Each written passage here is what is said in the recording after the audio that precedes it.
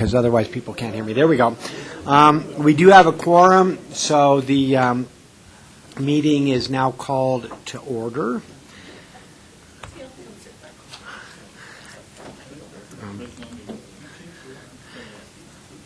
We have a quorum. So the agenda is presented. Do I have a motion for approval of the agenda? So moved. Second? Second. All in favor, say aye. Aye. Opposed? That is approved. Item 3, public comment for items not on the agenda. Is there any representative from the community who would like to talk to us about an item that's not on the agenda? Please come forward.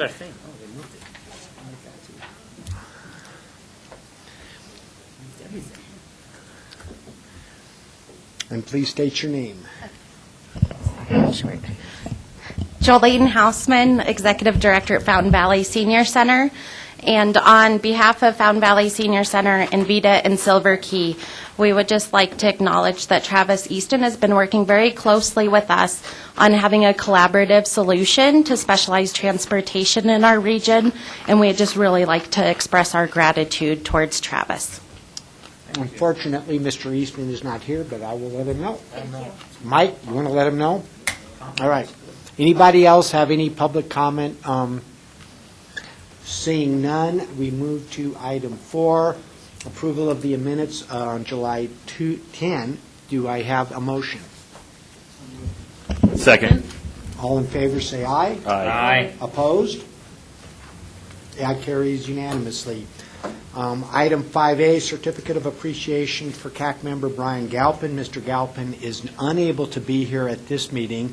He is able to make the next meeting. I would move to postpone this till the September meeting so that he can be honored in person. That is my motion. Do I have a second? Second. All in favor, say aye. Aye. Opposed? That carries. We'll hear and honor him next meeting. Item 5B, monthly report from the CAC chair, Mr. Godfrey. Thank you. Thank you very much. Jim Godfrey, chair of the CAC. As I had a boss one tell me, all meetings have minutes. Ours had 3 hours. So 180. Let me try to go through the key items of our meeting. You have before you a request from the city for 2 line item transfers having to do with the railroad crossing at Nevada and Tejon, and also the Circle Drive Hancock Bridge that's on the agenda. And we had a good discussion with those, and we recommend approval of both of those. The city also brought forward 6 contracts for review. We had a good discussion on those as well, and our recommendation as approval for that. No major issues in either of those items, any of those items. The county had one contract, property acquisition report having to do with McLaughlin Old Meridian Roundabout. Good discussion on that, and we recommend the board approve that as well. City of Manitou Springs came forward with 4 projects, and other than trying to kill the raccoons and the asbestos, we recommend approval of those as well. So, way to go, Shelley. And just to clarify, they're not being, cruel. The raccoons is what caused the asbestos. If you're riding in Manitou and you see glowing raccoons running in the streets, you know they've been in the transit center, right? So that's the way that works. Okay. So we recommend positive approvals on those as well. I would like to just jump ahead, if I will, because we covered it down to your item number 8B. 9B.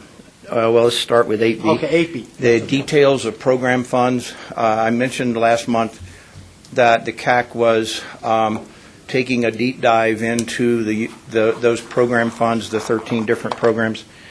We started that dialogue. Mike brought forth some information, and we're not ready to share. We didn't come to any good conclusions at that. We need a little more information. So we're going to work with Mike to get that and try to get back to you next month with some information, and we think that it's an important discussion to have. We think that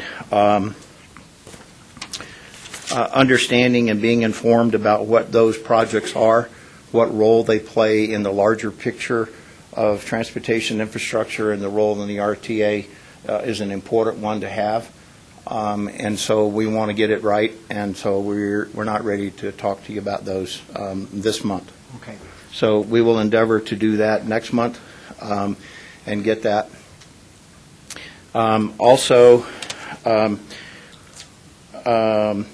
and came out of that discussion also, some of the board members haven't experienced this yet, but periodically we'll have a joint meeting between the CAC and the members of the board. We've got several new board members, and we would like to request a joint meeting between the CAC and the board, and possibly, traditionally it's been done at the end of a board meeting. We bring the CAC in and you adjourn one meeting and start the other. But I think it's important that we are all on the same page, that we're doing what you want us to do, and that we're giving you the information that you need to make decisions. And so we're tentatively working that for the September 11th board meeting next month to do that. So, And that's one of the things that during the executive meeting just before this, that we are going to have a joint CAC and PPRTA board meeting immediately following the PPRTA meeting, tentatively scheduled for 3 o'clock is the joint meeting. We're going to try to keep the agenda as limited as possible so we can get that started and done. But I expect that we are going to be here a little bit later than usual on September 11th. Also, we had been tasked to look at the definitions of maintenance projects and capitals at the request of county. We postponed that, so we'll bring that back to you next month. The other thing on your agenda, item 9A, the maintenance of effort provision in the IGA, you ask us to take a look at, and specifically the inflation index associated with that maintenance of effort. We had a long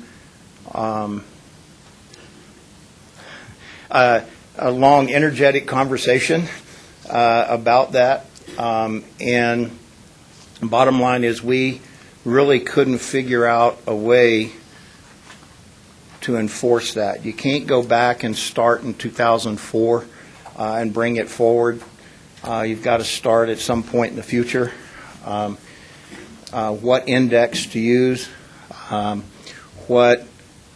it would affect the smaller entities in terms of an inflationary, where their maintenance budget has remained the same for multiple years, is how do we price them out of being a member of the RTA, potentially pricing them out. And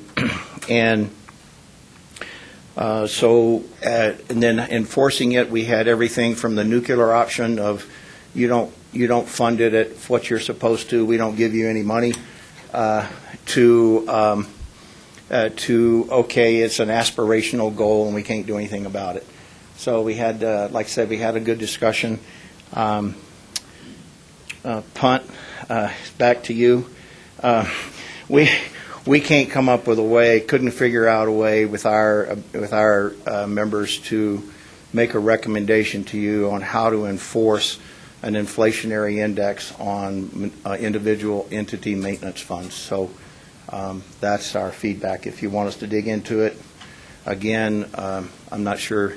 We would need some legal help probably or figure out. But having been through that whole maintenance of effort thing after the downturn last time on the transit side, not sure what we could make a recommendation to you to do. So that's where we are on that one. And just to elaborate a bit on what you said something about there was further discussion about how the member governments have changed departments and. Yeah, so, and I believe I'm correct on this.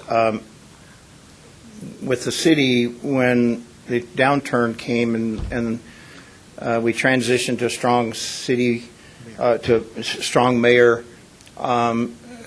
divisions were consolidated, cost centers were changed and consolidated. So it would be very difficult to compare apples to apples in terms of what's being spent now, what was being spent back in 2004 to 2008 or so, due to those. And I'm sure that the city of Colorado Springs is not the only entity that has done that over time. And so, like I said, it would be, you would have to pick some point in the future to go forward with that. So all of those were discussed in our discussion.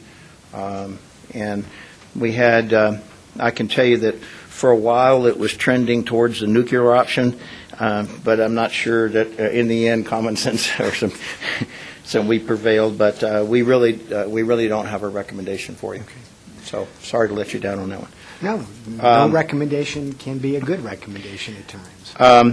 And then I'd just like to, one thing, every year from around the month of August, from September of one year to August the next, we have a CAC policy on what is an excused absence for attendance at a CAC meeting. And just report out that over the last year we had nobody come anywhere close to getting the number of unexcused absences.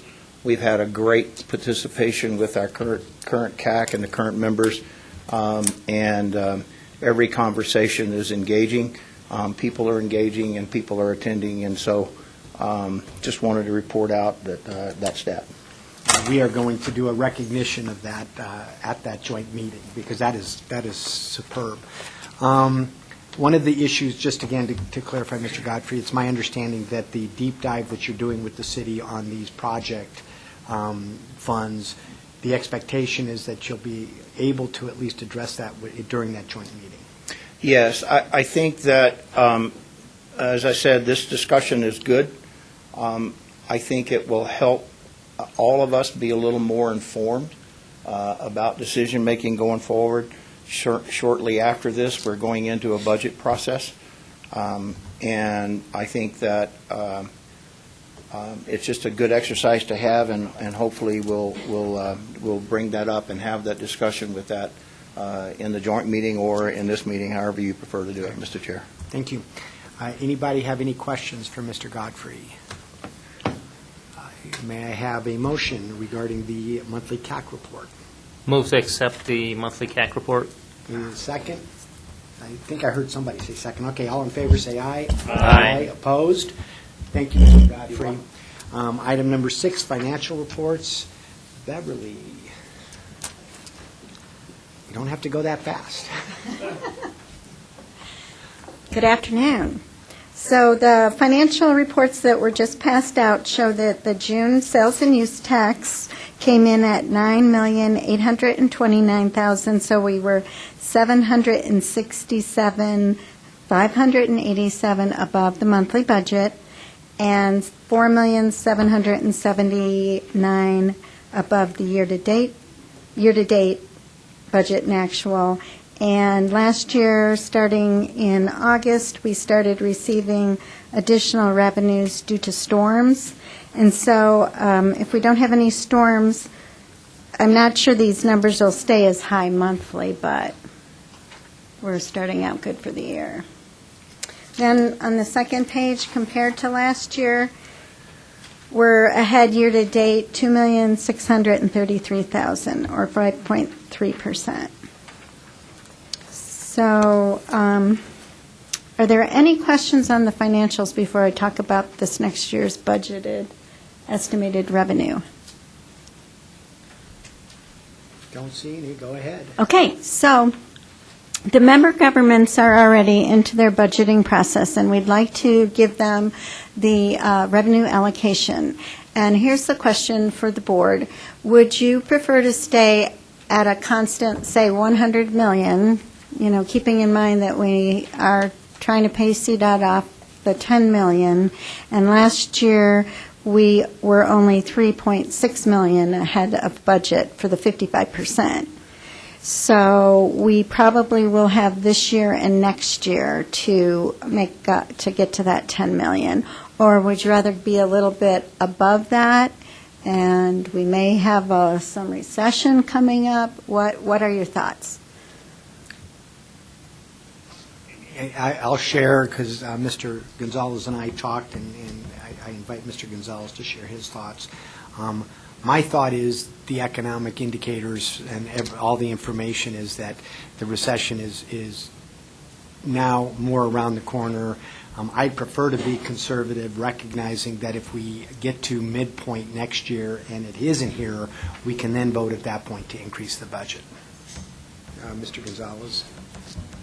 Sure. I too consider a little bit of a downturn, but we have been, I believe, 3 years in a row on the same level, and so even being conservative, I think we could increase what we would budget for next year, whether it's 101, 102 million dollars, and I think part of the reasons we had gotten together a few months ago and talked about paying it back over 2, 3, or 4 years was that we could now pay it over 2, 3, or 4 years if we had to.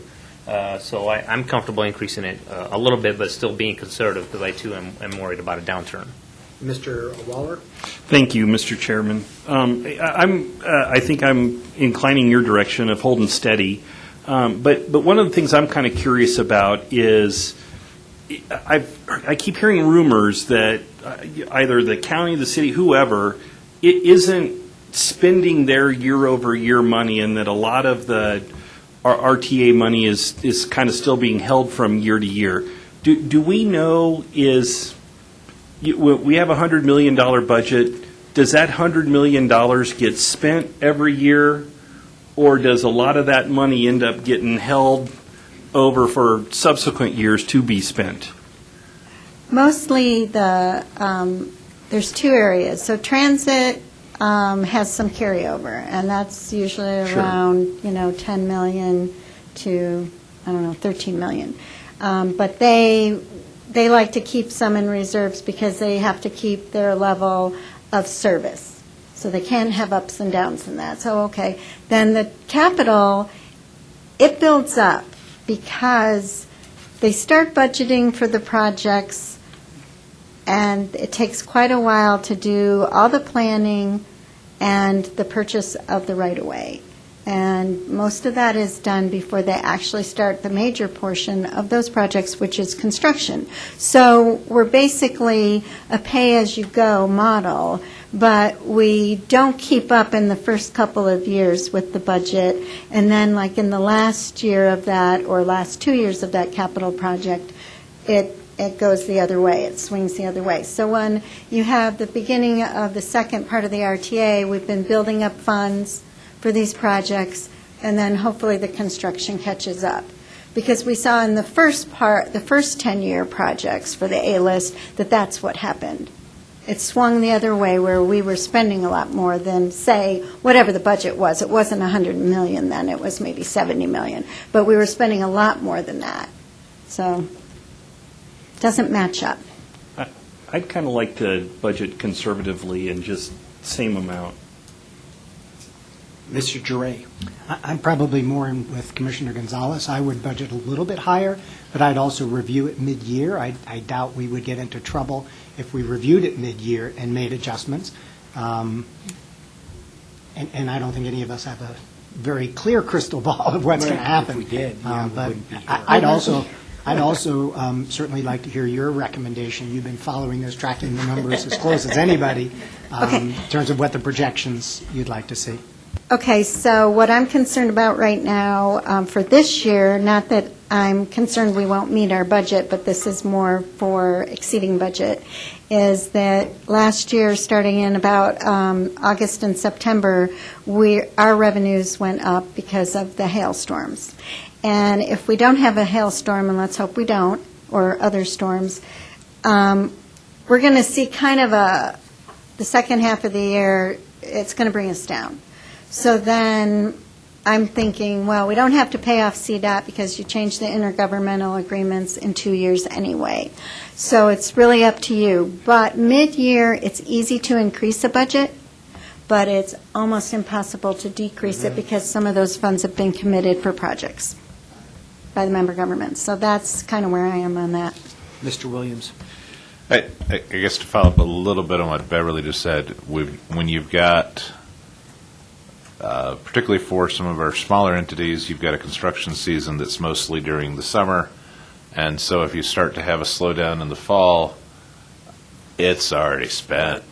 And particularly when you're talking some of the types of projects that we're dealing with. But having said that, if I'm looking at the numbers right, in 2018 we had 104 million come in. Correct. This year we're so far 10% above budget, which was based on a $100 million. So we're trending at 110. So I don't think it is overly radical to increase it by $1 million or $2 million. I wouldn't want to take it up to where we have been, but I think given where we've been over the last couple of years, a small increase, I think, is appropriate. And so I'd go up maybe to 102 million. In 2017, the actual was 99 million. Yeah.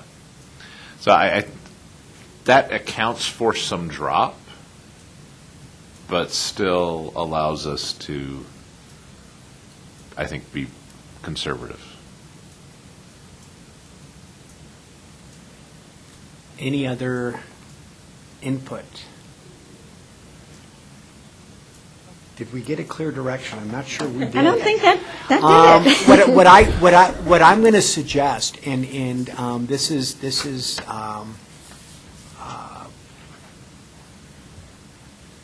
just a, we're missing some council members. I'm comfortable sending out a poll to everybody by email, or having Beverly send out a poll by email, perhaps with 100 million, 102.5 million, and 105 million, and seeing what the response is. And then we'll report that back. Can we do that? I'm looking at Jennifer because I want to make sure that we're not violating Right, open so, records or open meetings. Beverly could have correspondence with the directors directly. I can't have a quorum of the directors emailing via email. Okay, so we'll have, Perhaps you can just offer those three offers and get raises of hands right now and how dispense many do with we it. have here? 1, 2, 3, You're missing, 5, 6, 7. Okay, we're doing okay. So who would prefer to keep it at 100 million? We have 3. Like she said, it's easier to raise. All right. Who would prefer to go to 1.25? 102.5. 102. All right. So it looks like 102 is going to carry. We don't even have to go to 105. Okay. So we're going to do 102. Correct? All right. I appreciate the direction.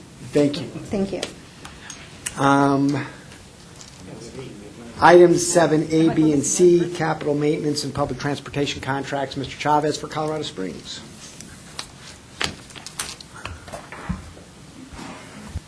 Good afternoon, Board. Mike Chavez, City Engineering. First item I have, is a line item transfer request. And we have a couple of projects that are being funded in 2019 and 2020. And we just are running a little ahead on design. I guess got a little further than we thought.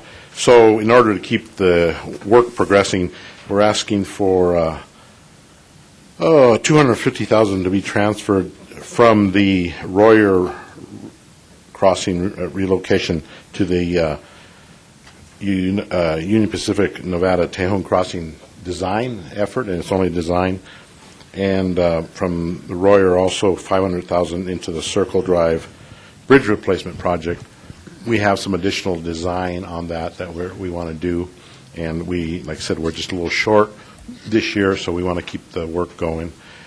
The Royer Crossing is going through a lot of railroad negotiation and some IGA, so if we might be lucky enough to maybe get out to bid late this year, if not in 2020, so I can put that $750,000 back in 2020 to get that project going. Any questions for Mr. Chavez on item 7A? Mr. Waller? Thank you, Mr. Chairman. Mr. Chavez, a couple of questions here. At what point can you, per city rules, sole source a contract versus having to put one out to bid? Is there a dollar amount at which you can, so if you get a dollar amount under, you can sole source it, or is there at a point at which you're over a dollar amount where you have to put it out for bid? Well, we pretty much put all our projects out for. You're talking design or construction or both? Whatever. We usually bid them, or we do a RFP for design work. So these two were put out. We do an RFP. We do have on-call, but there's like a $200,000 limit on those. Okay, so 7A was put out for bid? Yes. Mm-hmm. Okay, I was just kind of curious because I see when I look to the backup materials on page 2 here, I see that originally it was bid for $500,000, and then we had a couple of change orders that really upped the cost of the design, and I was kind of curious about that. Well, what we do with the designs, because instead of asking, when we select a consultant, instead of asking them to give us a price through final design, they're going to be really high because they have no idea what work's going to be entailed. So what we usually do is issue a task order for a concept. If it's a really complicated project, we have to go through some alternative analysis. So we'll issue a task order to do alternative analysis or preliminary design. Then once they get done with that, they have a better idea of what it's really going to take to finalize plans, so we get a price then. And that's why you see these change orders. It's not that we're increasing the contract. We just never award it for the full amount in order to try to keep the cost down. I got it. So this project was always intended, or this design phase of the project was always intended to be around $3 million. Yeah, unfortunately, our design costs are pretty high. Okay, thank you. We like to see them lower, but. Any other questions regarding item 7A? Move approval. Can I hear a second? Second. All in favor, say aye. Aye. Aye, opposed? 7A carries. 7B, Mr. Chavez. Okay, so do you want me to go through these, or since the CAC recommended? Well, I think it's appropriate to go through them. Okay, all right. You I'll can do it say- real quick.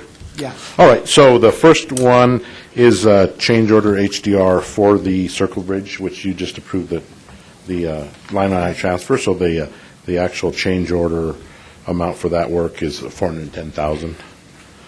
The next item is a change order for FHU for the Nevada Tejon Railroad Crossing design at $182. I rounded up the request for transfers just rounded up.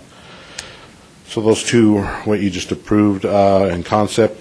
The next item is construction management for the Tejon roundabout. I had come a couple months ago and asked for $600,000 to go into the roadway and safety, or the intersection improvement program, and part of that money was to pay for the CM contract that we knew was coming. That work is actually underway right now. Next item is Verdi bridge replacement. That one we've got a little over $600,000 in city funds, but when we got the bids in, they came in higher, so we're using the emergency bridge fund to supplement the contract so we can get it done. Next two are roadway operations, maintenance operation. One's to line 1,700 feet of pipe under Tejon from the railroad crossing there near Mill Street down to the creek. That is under the roadway, and the road's actually in pretty good shape, but it keeps getting potholes or sinkholes from this metal pipe that keeps developing holes. So in order to not have to go do more work on the roadway, we want to Streets wants to line it, and that gives us about a 50-year design life. And then the last one is several pipe replacements under Nevada, headed 2C. There's a map that shows the different locations. And again, this is work, it's drainage work, but it's under the roadway. So that was my error in the agenda. So that was actually item 7C. Does anybody have any questions for Mr. Chavez on item 7C? Move approval. Do I have a second? All in favor, say aye. Aye. Opposed? That carries. And I think technically, you had done 7A and 7B, but I only moved approval for 7B, or for 7A. So can I get a motion on 7B, or does anybody, first, has anybody have any questions on 7B? Move approval 7B. Do I have a second? Second. All in favor, say aye. Aye.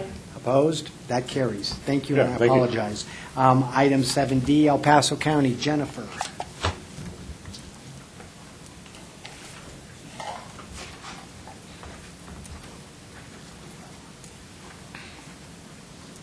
Good afternoon, Mr. Chair, Board of Directors, Jennifer Irvin, County Engineer.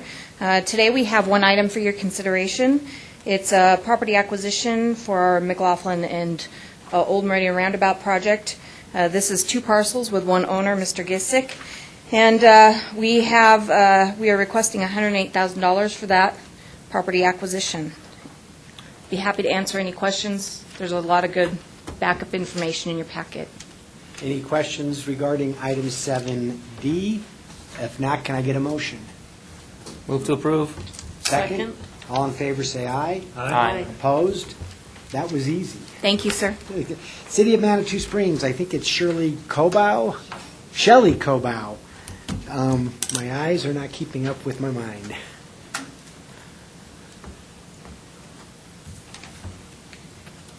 Thank you, Mr. Chair, members of the board. My name is Shelley Cobow. I'm the Public Services Director for the City of Manitou Springs for exactly about 20 more minutes. That's what I understand. So Congratulations. I'm going to miss all of you. This is my last official act working for the City of Manitou Springs.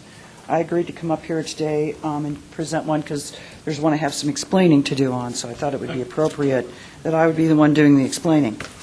We have 5 items for your consideration. The first is a change order for $35,000 with Kimley Horn as part of our mobility study. The change order is going to allow Kimley Horn to include a study of Manitou parking. We feel that it's a regional implication, and the two people who are participating in the study with us have encouraged us to do this, and that is the City of Colorado Springs and the COG. So we're asking for approval of a $35,500 change order to that original $185,500 contract. The second item is a contract for project management and construction management with JR Engineering in the amount of $165,495 as part of our capital Manitou Avenue West End pedestrian drainage improvements, which JR Engineering will be overseeing the work of the design consultant, Bohannon Houston, and they will stay on to also do construction management as part of this contract fee. The third is a $26,820 contract with our on-call stonemason for repairs to a damaged wall that is on Fountain Creek that protects, the wall itself protects our transit center from the flow of Fountain Creek. And in fact, it's pretty important because there's holes in the wall that have allowed the raccoons that Jim told you about earlier to enter the building, which we're not really proud of because we have a contract on here, which I'll explain in a minute, that involves those self-same raccoons.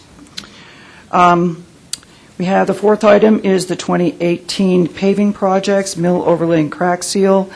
This was approved. The projects were identified in 2018. We took a contract to our council and to you for about $80,000, and we were using funding from several different sources, including PPRTA. We had some staff changes. It's egg on my face because I forgot to bring this to you after the staff changes occurred. Our council just approved this contract last night. The work is done. It's for paving mill overlay on about 6 roadways by Schmidt that they completed about the first part of April this year. So couldn't get out of here gracefully, had to screw up at least one project before I went, right?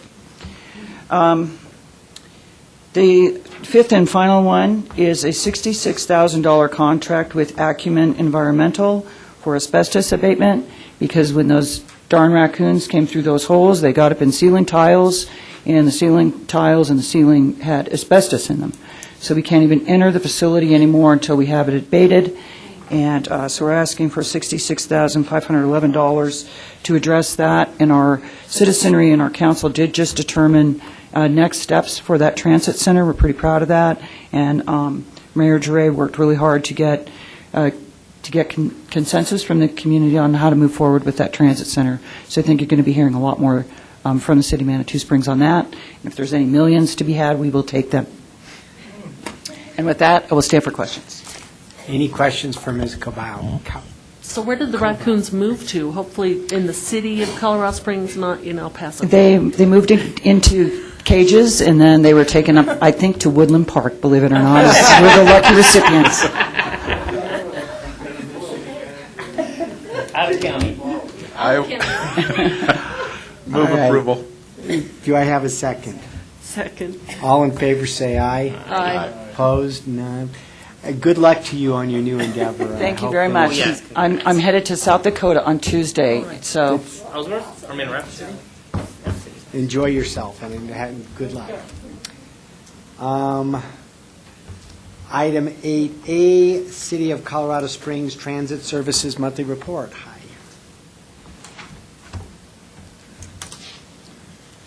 Good afternoon, Mr. Chair, members of the board. I'm Craig Blewett, Transit Services Manager with the City of Colorado Springs and Director of Mountain Metro Transit. Our monthly report is in your packet. With regard to just a couple highlights, I guess, with our local fixed route system, we had an increase month to month, or year over year for June of about 4.3%, which is good news. And with ADA, our ADA service, we actually had a decrease of about almost 8%. So probably half of that 8% is explained by there was one less weekday in June of 2019 compared to June 2018, and most of the 88 trips take place during weekdays. Van pools, we also saw a decrease, significant decrease, about 14%. That's explained we had a couple vans that discontinued. One of the vans that lost participants due to scheduling changes, and they were below our minimum in terms of number of people in the van. And one of the van had participants that had worked at the Denver VA hospital and got transferred to the VA clinic in Colorado Springs, so they didn't no longer have to make that trek up to Denver. And our fall service changes have been approved. We had those 3 public meetings, a number of public comments on the proposed changes, and they will take place or begin on September 29th. And so we're proud to say that our Saturday routes are going to run 3 hours longer in the day and go to about 9:30 at night instead of 6:30 at night. And we took our top performers on Sunday. We're increasing the frequency from a bus every 60 minutes to a bus every 30 minutes on those routes. So that will begin in late September. At this point, I'd be happy to answer any questions that you may have. Any questions for Mr. Blewett? Thank you very much. Thank you. Item 8B has been postponed. But Mike, if you want to come up and just give a little bit of a, I guess it's not. It's been postponed from the CAC standpoint. But I think you've got information to present, though, just general. Oh, okay. Oh, I left that there. I thought we were going to the change order. Okay, that's what I thought. So 8B has been postponed. Is requested to be postponed, to be addressed during the joint CAC and PPRTA meeting. So moved. Second. All in favor, say aye. Aye. Okay, so we will have that. Now, Rick, I guess the question is, that's not going to be part of the PPRTA agenda. It's going to be part of the joint meeting. So do we postpone it or do we pull it? Or does it matter? Doesn't matter. Okay, let's make it not matter. Now you're up, Mike. Okay, item 8C. So just if there's any questions on the change order log. Any questions? All right, thank you very much. Item 8D, El Paso County change order log.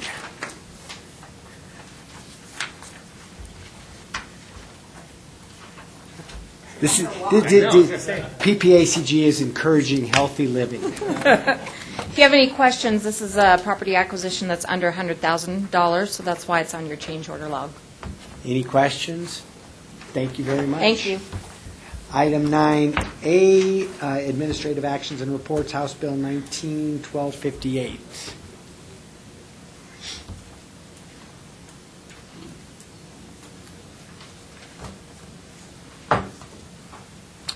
Good afternoon, Rick Sonnenberg. 9A, House Bill 19-1258. This was the state law that the governor signed that sets up a November ballot to ask the voters to ask them if they want to approve an exception to the Tabor cap, that state funds in excess of the Tabor cap would go a third to higher education, transportation, or schooling on equal one-third increments. The board discussed this last month and decided to postpone it till today. The CAC recommended 2 months ago to you to take a public position opposing this ballot measure.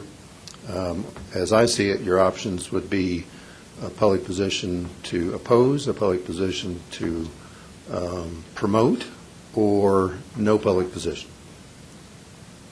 So does anybody want to talk about this? Mr. Gonzalez. First, so the CAC, what was the reason for them saying we should oppose? I think, Jim. Just if you just state that again. The CAC took the position that the uncertainty and the past record of the legislature, that if they pass this bill, that it may be a replacement for existing transportation funding coming down.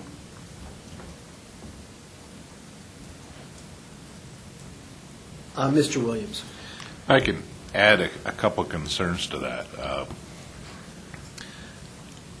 When we created the Pikes Peak RTA, we made a number of promises, and we were really specific, and there were specific languages. There were specific allocations between transit and maintenance, and we put those in the ballot language. This is not what they did with this initiative. This initiative says, in perpetuity, by the way, ours is a time-limited organization, but in perpetuity, these funds will be collected, and in statute, will tell you how they're divided. And that's a really important distinction, because a statute, the allocation between a third for transportation, a third for K through 12, and a third for higher ed can be changed by any successive legislator. And all you have to do is go to the legislature and see that they change the laws every year. I know. Mr. Waller, you were part of that. You might have noticed some of those laws being changed. In fact, virtually every legislative enactment is a change in law. That means there's no guarantee this allocation continues in the future. So that's a huge problem. The second problem, and I think the bigger one, is there's no guarantee these funds aren't used to backfill. And we just had a discussion about, well, should we inflation adjust our promise to maintain what's have?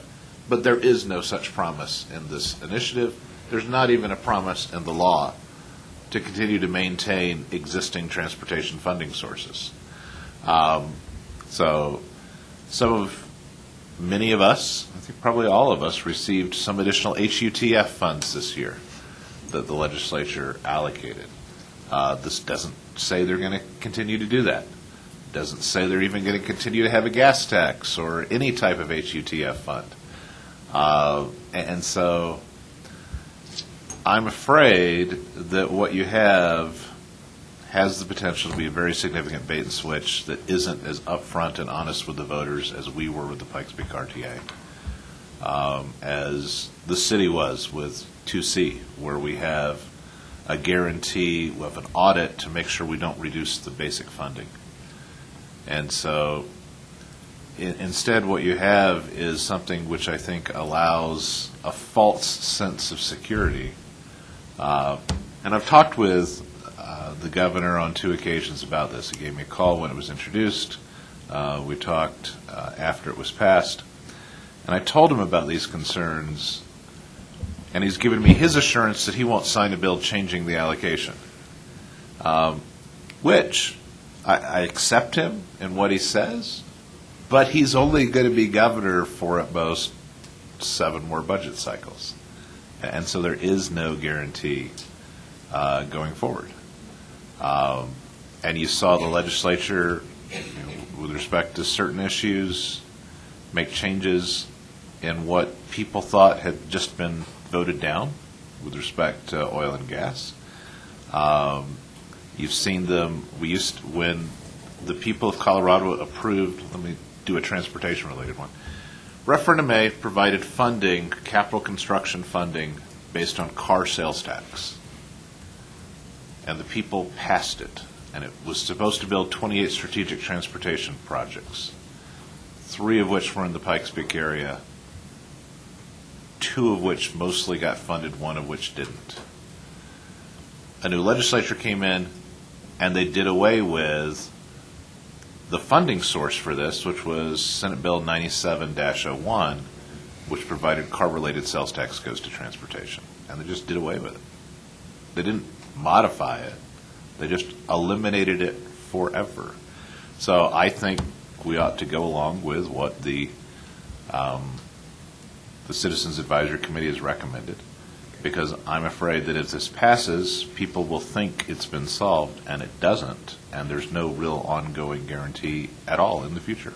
Mr. Waller. Thank you, Mr. Chairman. I think Councilmember Williams is spot on here. I just wanted to add 2 things to his comments. Number one, we did see this bait and switch happen in 2010 when the legislature passed the FASTER bill. It raised about $250 million in what was supposed to be new transportation spending, required to be allocated for transportation spending.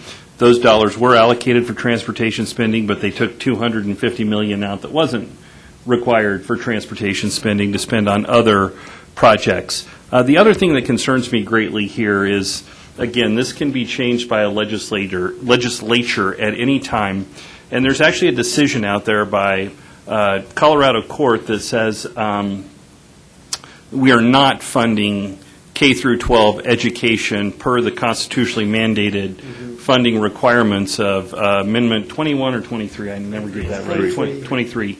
And so I'm worried that we say a third now, but somebody comes back later on and says, well, geez, we are required by the courts because we're not funding education to the degree that we're supposed to now to put more of that funding or a greater allocation of that funding to K through 12 education, which is, probably a good thing to do, to fund education appropriately. But then we get back into the issues that Councilmember Williams said. People will think that they funded transportation, and that won't have actually happened. So I actually moved to oppose Proposition CC. Second.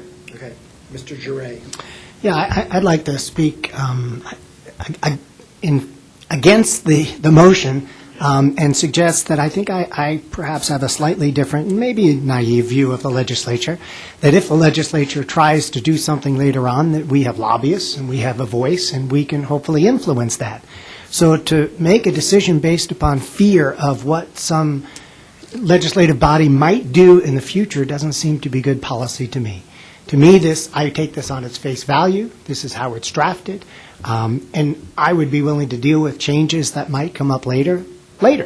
And so suggest that we would turn down an opportunity to receive additional funding for transportation and these other needs, I think is a bit short-sighted and maybe fear-based, as opposed to trusting that the legislature will do the right thing. And if they don't, we have recourse to perhaps influence that decision later on. So I will be voting against the motion.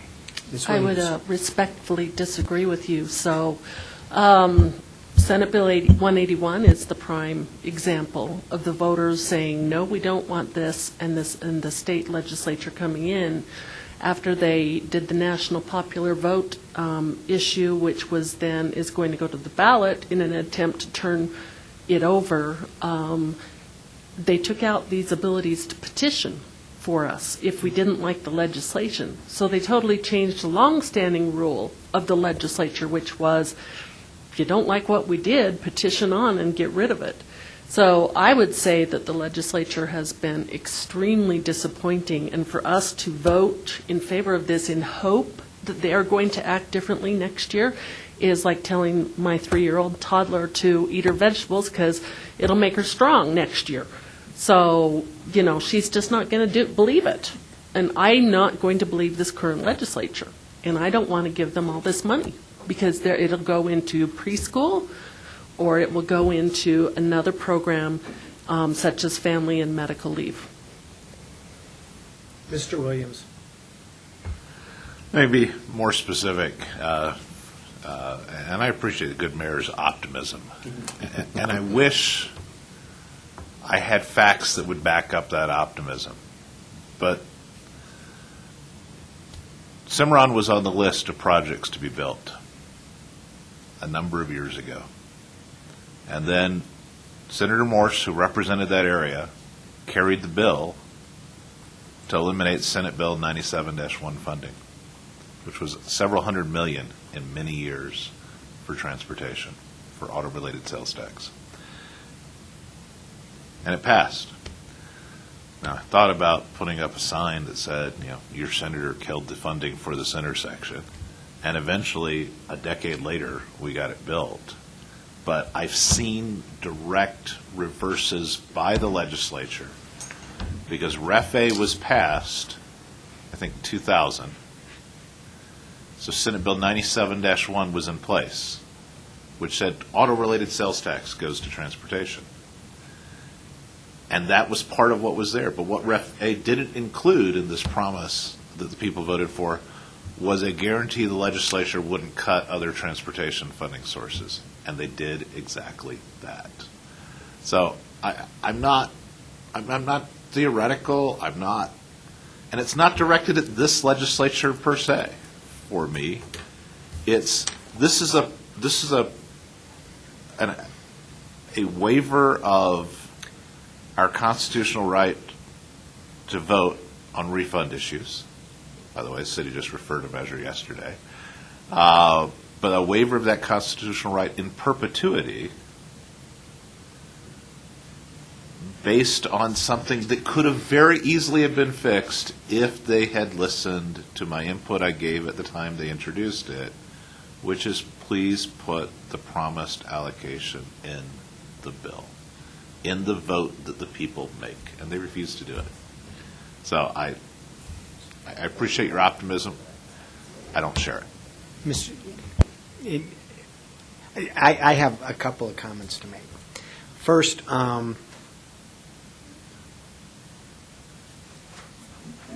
the consistency and inconsistency of positions that we take based on our own personal perceptions of representative government.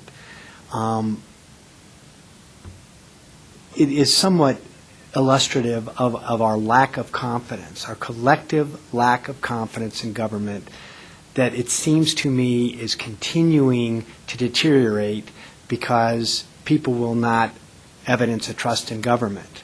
So we're not going to trust government on this, and there will be a response to that that says we now have to do this because we don't trust the government on the other side. I think we have to, as a people, just generally as a people and philosophically, we have to get past this sense that we cannot trust our elected representatives. So to that extent, I share with Mr. Giray, but that's a philosophical issue. I think I have a much more practical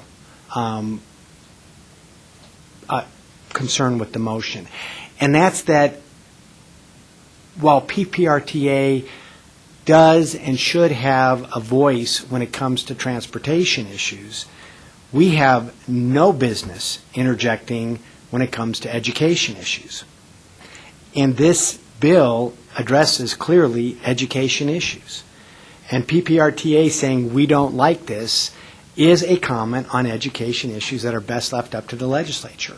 I am very concerned about taking any position on this, for or against, because of the inclusion of the education component. If it was just transportation, I would say, let's take a position, and I don't know what the position would be, but we don't have any business taking a position one way or the other on education issues. So that's my reason that I'm not going to support the motion.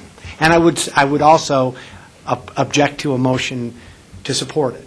Well, make a Mr. substitute motion then. Yes, sir. I mean, your option is to make a substitute motion. No, I'm not making a motion. I'm just saying, I'm putting my position out there. I'm opposing the motion. Oh, okay.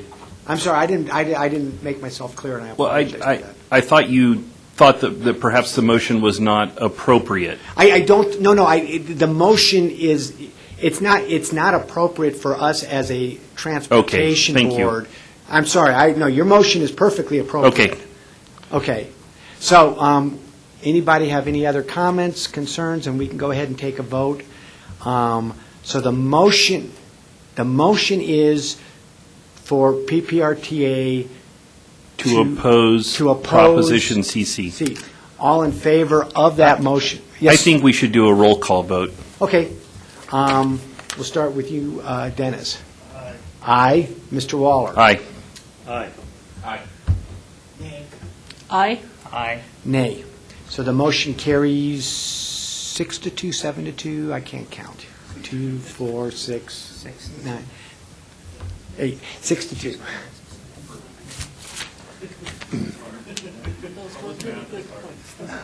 I like the education comment. You know. I didn't think about it. So we are now to item 10, PPRTA member announcements. Mr. Chair, 9B. Oh, 9B, maintenance of, well, that was addressed. Does anybody have any concerns about maintenance of effort? Because Mr. Godfrey did address that already. But, But do you have anything else that you want to add? well, as you'll recall, this was the issue raised by Councilmember Avila.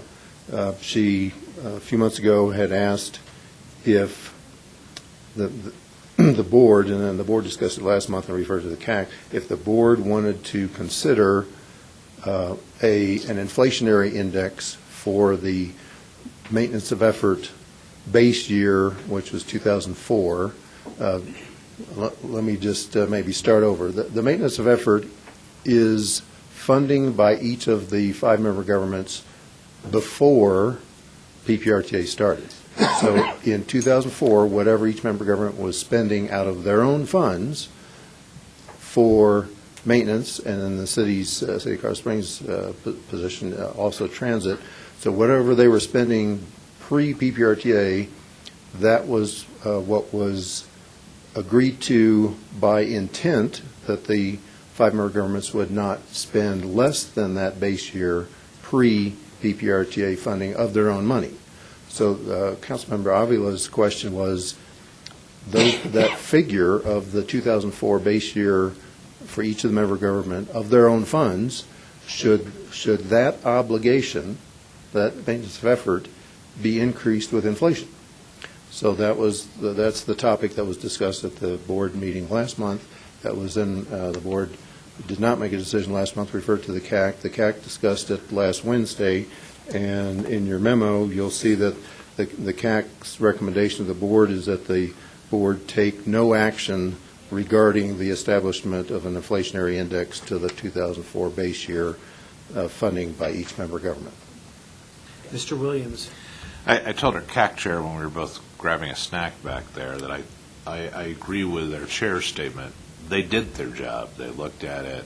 Their recommendation is we don't do anything.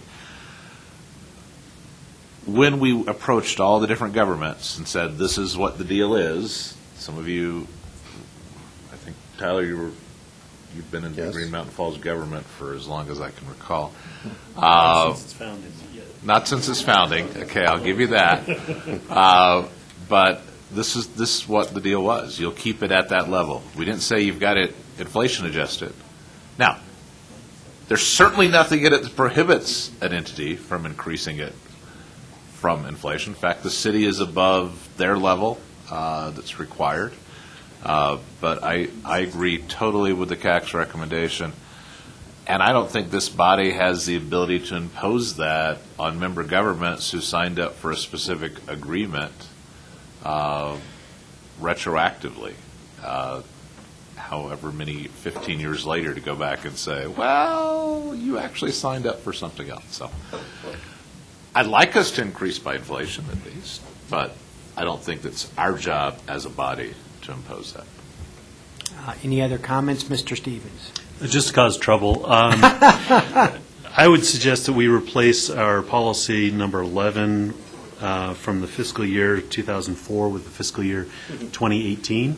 And here's my thinking, is that updates the numbers and the proportions, and presumably throughout our, 15 years of approving budgets and such, we have said that each of the budgets have maintained effort, and it would move us forward and not sort of restrict us and constrain us. And I think being a board policy, it provides us with more flexibility while still maintaining the intent of the IGA.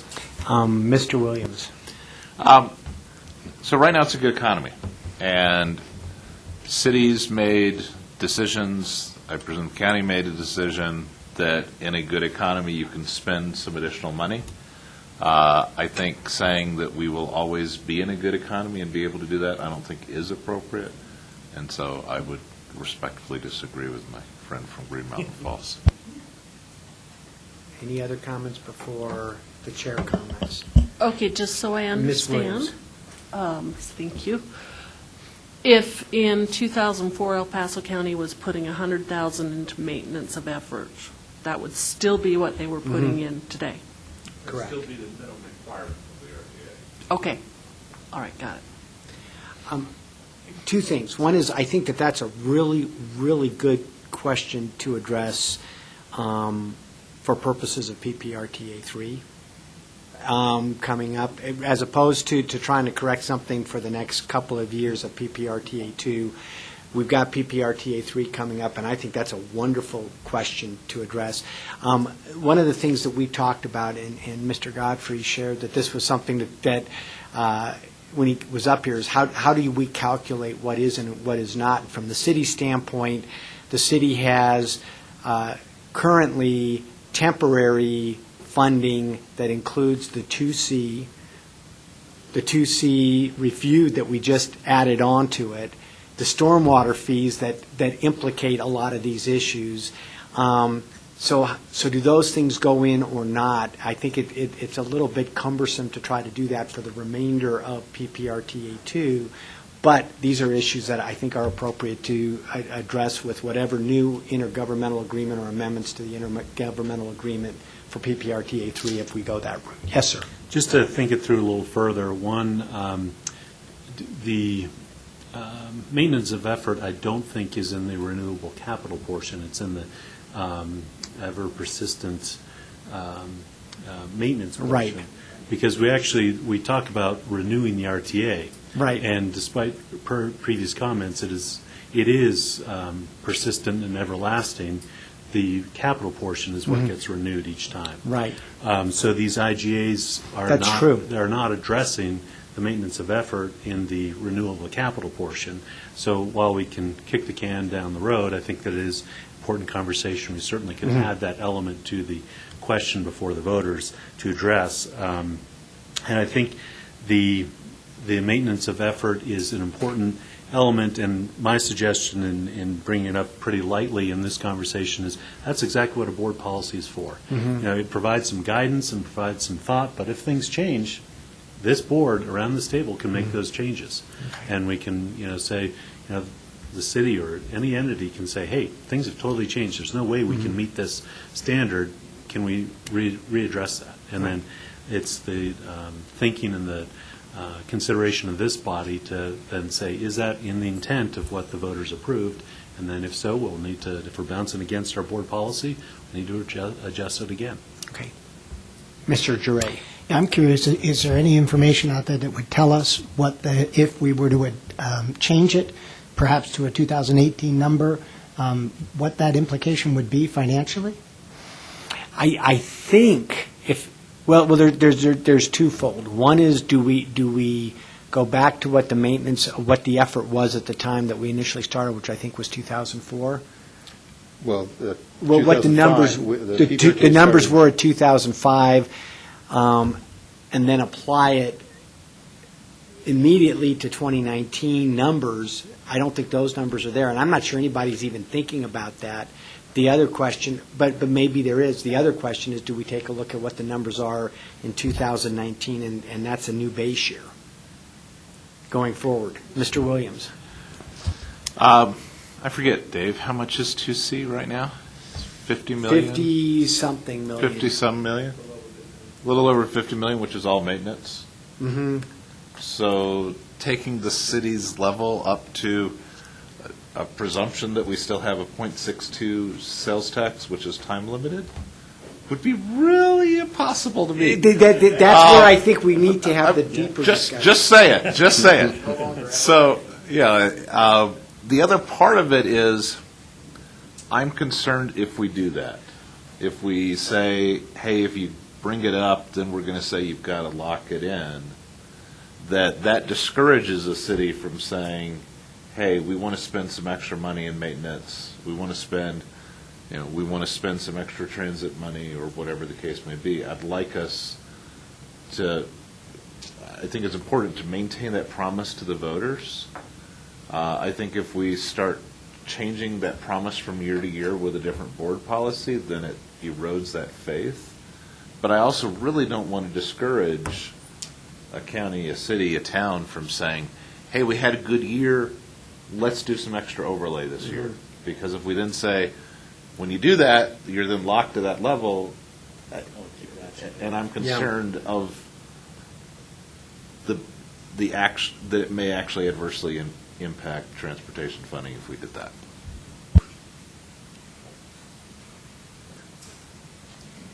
Do you want to continue the I think that this is a good conversation to have. I think it's probably a good thing to bring up, Mr. Godfrey. I'm just looking for a head nod, not to come up, but during our meeting next September, and the CAC chair is nodding. I think that that's an issue that we certainly can. This is an issue that we can certainly address with the CAC members and see what they want to say. Mr. Giray. Would we also be able to get some data about if this were the case, what would the numbers look like? Beverly, do you think you can do that? Or Yes, we could. Okay. And Mr. Godfrey, yes. Mr. Godfrey actually does want to do the... If I could make a comment. Which year would you want us? I would wonder, too, what we're defining maintenance of effort as, because where the city's been active with 2C, getting out there, putting $50 million into the roads, there's other organizations that haven't been. So the problem is in the actual definition. Which is what I think you were saying earlier. Go ahead, Mr. Godfrey. Yeah, and Jim Godfrey, Chair of the CAC, we did discuss this, and part of the question came up about what indices do you use. There's a different inflation indices for materials, there's one for labor, different kinds of stuff, and do you use one for our area, or do you use the one CDOT does with the Denver Boulder? And so nailing that down and being consistent with it and deciding some of the factors that we did have during the discussion of the CAC in terms of coming to our recommendation not to do that. Any other comments, questions? So yes, we can request maintenance funding in recent years, years from the five member governments. Would you like 2018 or 2019? Which year would you like? Let's do 2018. I think that's completed. And budget versus actual? Actual, okay. Are there any other comments? Item 10, member announcements. Any member announcements? You know, I was really hoping to get this done in less than an hour, but we got talking the last 15 minutes, so the meeting is adjourned. Compared to the last 2 weeks, yes, the last 2 meetings. This is good. Oh, yeah, long ones? We were after 8 o'clock, both Holy cow. the last, We started at 1 on Monday, we started at, well, with the 11 yesterday. Well, the first part of yesterday is just a council mayor roundtable, but yeah, it was